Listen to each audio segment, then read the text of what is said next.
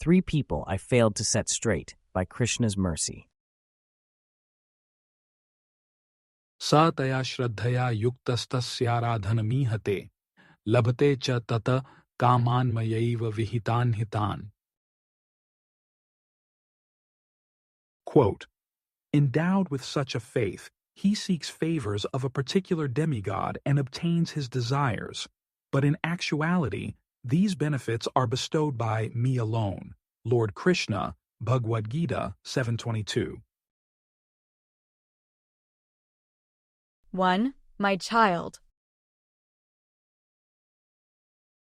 Don't do it. Listen to me. You will come to regret the move. It is not wise. I just know better. I have lived longer. I have seen so much. I have endured my own struggles. People tried to set me straight. I got angry at them in return.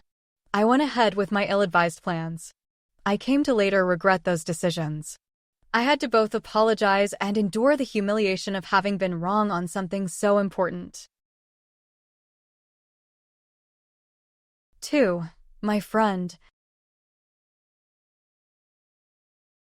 I am telling you, this person is bad news. You should cut ties with them immediately. You should eliminate any potential association in the future. You are too entrenched in the plot to understand what is going on. You cannot see clearly. I am not trying to hurt you. I only have good intentions. You should trust me on this. 3. My colleague. If you go into the boss's office and make those demands, he will punish you. Trust me, he is not a nice person. He is mean, vindictive, and petty. Do you not see who gets promoted around here? It is the cronies. They are not skilled. The corruption runs rampant. The pay is not based on job performance. If you make too big a deal out of this, you will have to suffer the consequences. In these cases, we may try once and try again to persuade, but the other person simply will not listen. There is stubbornness. There is a competitive spirit.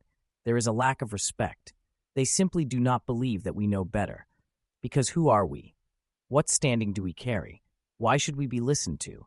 How could we possibly know anything? These occurrences, which are common and found throughout recorded history, help to explain some shlokas in Bhagavad-gita. In particular, the sections referring worship of the devatas. These are the gods, who are like administrators of different departments of the material creation.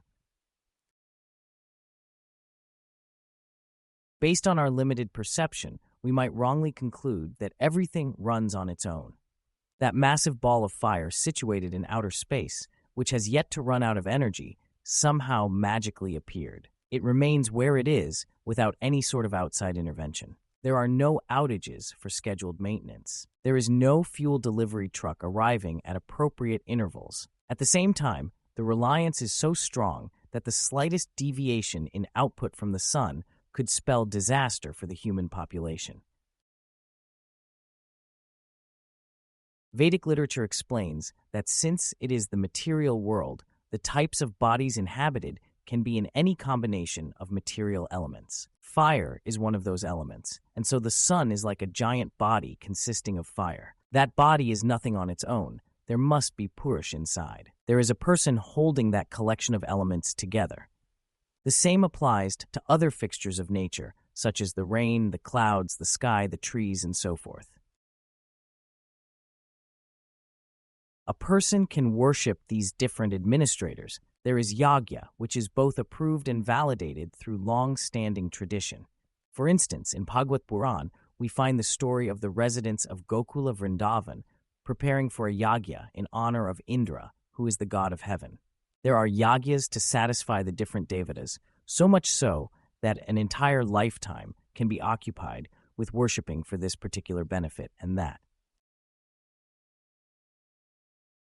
At the same time, the overarching message of Bhagavad-gita is to surrender to the single God, the one and only supreme personality of Godhead, the one who is the diva of the devas, or the god of the gods, the one from whom everything emanates, the source who is like an original fire, which then distributes its energy across the entire known space.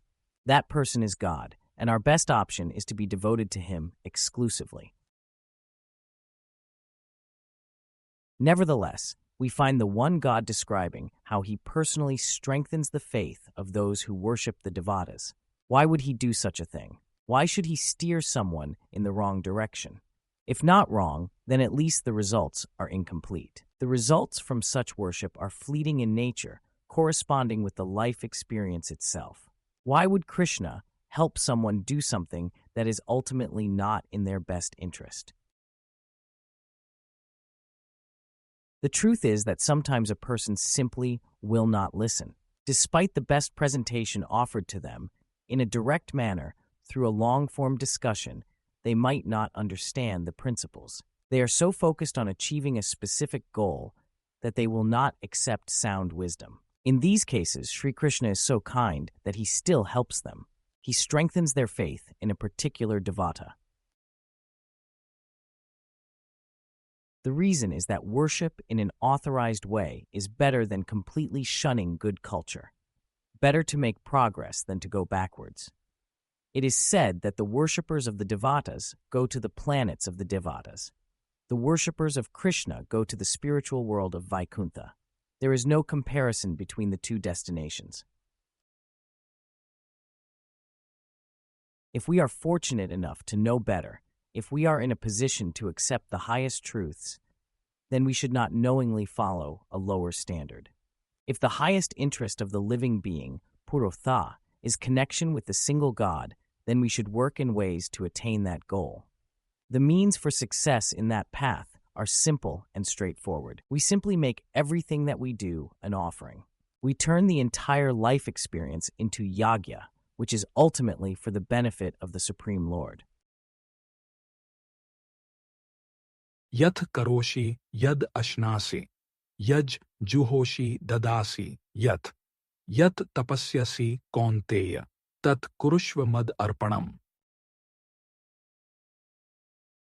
Quote, O son of Kunti, all that you do, all that you eat, all that you offer and give away, as well as all austerities that you may perform, should be done as an offering unto me.